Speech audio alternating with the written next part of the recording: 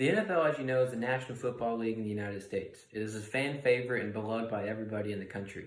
It's America's pride and joy and the love of numerous fans across the country. Fans have even been so loyal to the fact that they have made fantasy leagues to make their enjoyment even more fun, to where they bet on it and they just all around enjoying the experience. However, the things that make the NFL experience worse are unwarranted penalties for targeting and roughing the passer. Recently, the NFL has implemented Rule 49 and stricter roughing the passer rules that have made the game slow and unfun to watch. It has ruined the experience for many fans and many players themselves. It has made it harder for players to play, makes them feel like they have to play with kid gloves, and doesn't allow them to play the way that they have been taught. It even makes it hard on the refs because they get scrutinized for having to implement these rules that do not apply well to the actual game. In the NFL, there are basics to tackling, and ever since the players were little kids, they were taught how to tackle, how to wrap up, and how to be safe when tackled. And here you can see that this is a clear targeting penalty. As you can see, his head completely intentionally goes towards the quarterback he is tackling. Helmet-to-helmet contact, very intentional, no way to get around it. That is a clear targeting call. But this is not targeting call. This is just correct form. As you can see, both of the players lower their shoulder to tackle. When somebody's running the ball, they're taught to lower their shoulder, run through the player, get a few extra yards. However, your head is on top of your shoulders. There's no way to get around it, and when they lower their shoulder to tackle you, which is just good form, there's going to be helmet-to-helmet collision. But however, this is not targeting in no way of the form. It's just proper tackling, proper form, but nowadays it'll be called targeting because their helmets collide, even though there's no way around it. This is an obvious roughing the passer call. Right here, the ball has been clearly thrown out of the quarterback's hand, but the defender is tackling him, picking him up, and diving him into the ground. Clear roughing the passer call because it is an unnecessary form of roughhousing. He picks him up and slams him on the ground, which is obvious form of roughing the passer because it's unwarranted, the ball is left of hands, and there's no reason to do that. But this was a roughing the passer call that was called in the playoffs 2 years ago.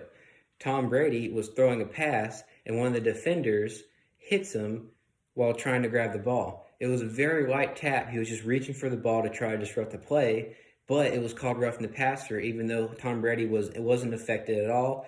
The ball was still in his hands, and there's no reason to call that. It's completely unwarranted and ruins the enjoyment of the game. But to understand the Rule 49 roughing the passer, there are good reasonings to it. However, they weren't implemented correctly. In 2018, the Rule 49 and the roughing the passer was implemented because they wanted to promote player safety. They were worried about the concussion rates rising and how people would get more brain injuries. However, it didn't turn out well because it just ruined the fundamentals of football. It caused 15-yard penalties and gave a disadvantage and advantage to each team that were affected by it. And it could also lead to suspension and fine. It's basic rules of tackling that leads to players getting fined and suspended, which completely turns around games and ruins it for teams. And then a rushing defender can get easily called for passing or for roughing the passer because they're just trying to get the ball. It's complete basics of the game. The defenders try to tackle the quarterback, get the ball before he throws it. But they get called for even touching the quarterback now when they're supposed to be able to completely sack him. It's the whole objective of defense is to tackle the quarterback. And when tackling it, if they get a call, not only do they not get the 5-yard loss that they just achieved, that team that they tackled gets a 15-yard penalty for them, and they get a first down and a whole complete advantage to the play. But because it was for safety, the NFL competition committee chairman, Rich McKay, said that it was time for a change. He agreed that we wanted to promote player safeties, but he just didn't implement it right.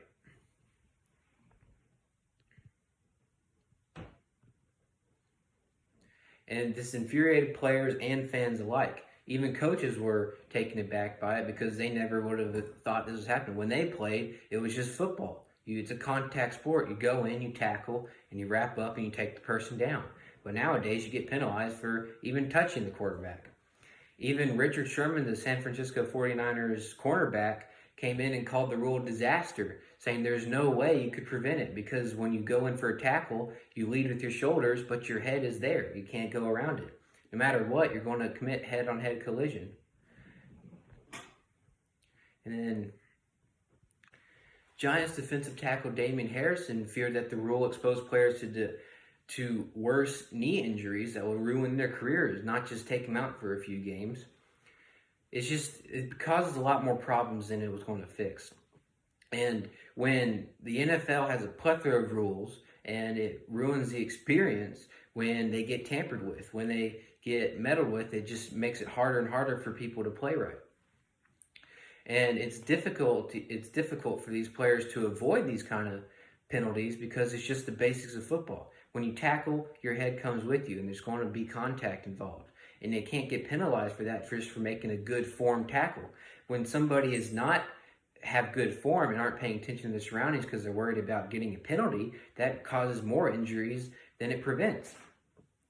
And it's very inconsistent when calling the penalties. And the refs don't know what to call because they're used to the way how football is played, but these penalties make them misjudge and misinterpret what they got to call. So the solution to this is that we just have to get rid of the rule. You can pursue to try to change it and make it less affecting to the players, but in the end, you just have to get rid of it because there's no way around it. The game has been played for 50 years without it, and it's just the way the game's supposed to be played. And there's no way to do it because this is just form tackling. It's the basics of football, and these penalties ruin the game for everybody.